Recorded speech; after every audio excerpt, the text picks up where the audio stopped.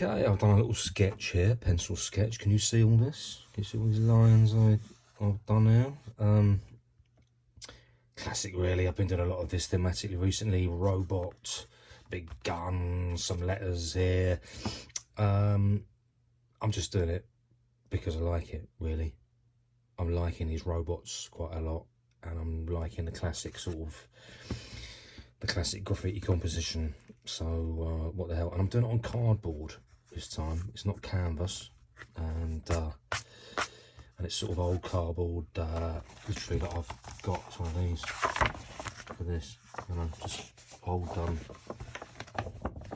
pad that I've used up.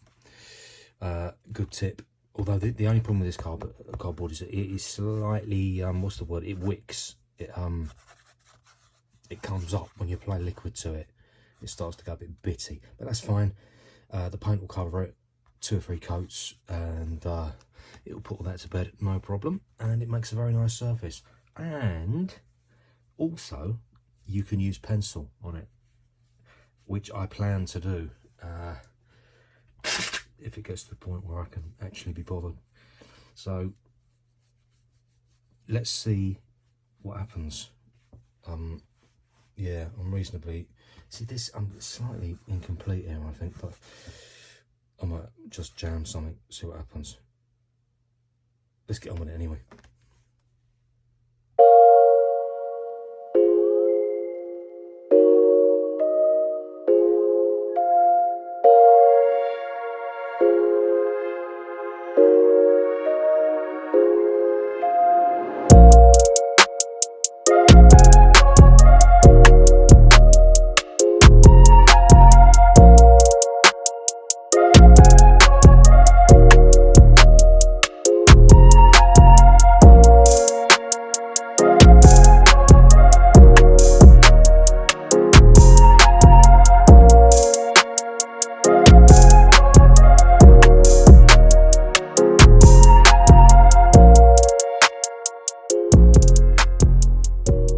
A little bit of commentary at this point. So I'm doing all the sort of tedious work at the moment. Those of you who are painters, you'll know all this sort of stuff. This is called this is what's sometimes known as flatting. This isn't quite flatting. It's a slightly different process. Basically, it's just getting the base layer in. I'm getting the base layers in, and I've got drying times and everything to consider. I know some of you have recommended that I use a hairdryer and all that sort of stuff. I've got too much to think about, to be honest. Now you'll notice that I put some black line in as well, put some outlines in before I finish the base layer. That is because I'm doing a bit of what the Italians know as pedamente, which is, sorry if I mispronounced that, I'm not Italian. It's just overpainting stuff. Laying down paint over it, that kind of stuff. Because I'm working on the scale I'm working, even the fine liners are coming up quite fat. It's okay, and it will look, I mean, it looks rubbish at the moment, but it will look very nice eventually. You can see that all this is very fat line here. I will cut that back. It's the beauty of paint, you see. That's why you work in paint, because you can cut it back, keep cutting, and you get a very nice effect eventually. So we're still a long way off completion. I'm enjoying this one, actually. This is kind of cool. Interesting to see how it comes out. So what have I got to do next? What I'll probably do, I might start sort of doing this, getting this is still a bit damp. Might start laying some pencil on this at some point, just to get, I always like to get a bit of the piece finished, so I can tell that I'm in the right ballpark, you know.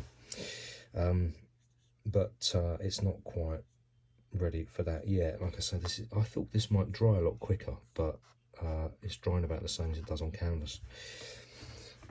So tough luck. Yeah, lots to do. Anyway, let's get stuck back in.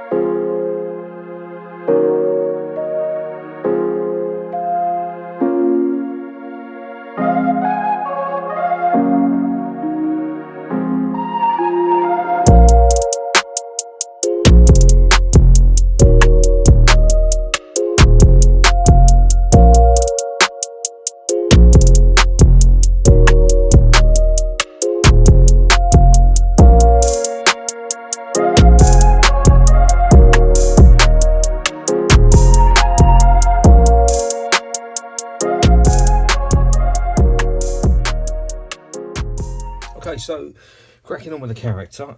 He's pretty much done now. Bits of detail, whatever. I've cheated some of the shadows. You probably noticed, maybe. If you haven't, I'm not going to tell you where I've cheated them. Artistic license, right? Gun next.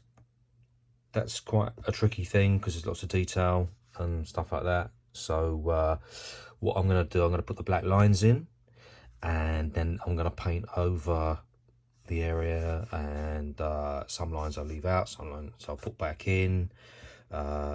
You'll see as I go. But that's what's next.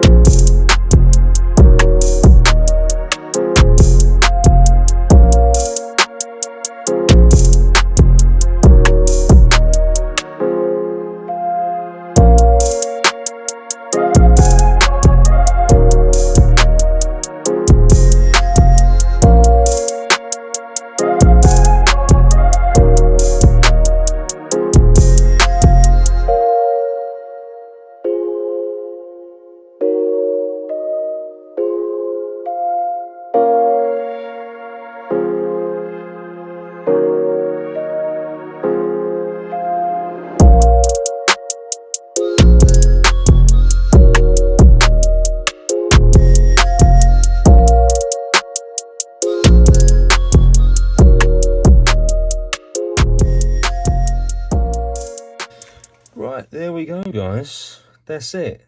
I mean, I could do more. I could always do more, but I don't think I'm gonna. I think I'm gonna leave it there. You see, even though I've said that, I'm thinking just do a bit more. Just do a little bit more. I could even see where I could do a bit more. Yeah. You got to leave stuff alone eventually. What I like about this is lots of colour. Lots of colour. About a year ago, I made a commitment to myself that I'd stop doing monochromatics. I love monochromatics. I love working in monochromes. That's, for those of you that don't know, that means it's gradations of the same colour all the time. I love doing monochromatics. And I love a 2-colour combo, all that sort of stuff. But I just thought, you know, come on, you've got to change it up a little bit. You got to start chucking some colour around because it's all looking a bit samey. So for the last year, I've pretty much done it, and this has been no exception. So I've used a lot of colour on this, and I think it looks nice. I think it works. I think it works nice. Also, mixed media. using paint pens and pencils mostly. I've used a tiny bit of alcohol marker on something because I was missing a colour on something. I just needed a darker grade. I'm not going to tell you where. Sharp-eyed people might already be able to spot it. But anyway, I'm pretty happy with it. Pretty happy with how it's all come out. So so with that, I am gonna grit my teeth and leave it alone. And I hope you enjoyed watching that. I hope it was educational. I'm just gonna quickly show you all the colours that I use. This is the stuff that lurks off screen. There you go, and them, and that. So that's all the colours I used for this. And oh no, one more. So you can see it's quite involved.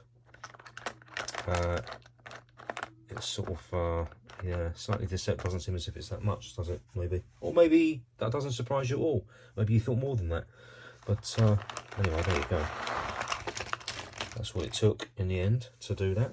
Can you imagine if that all just leaked all over there? Although, to be honest, you know, I'm past caring most of the time. Work's done, you know. On to the next one.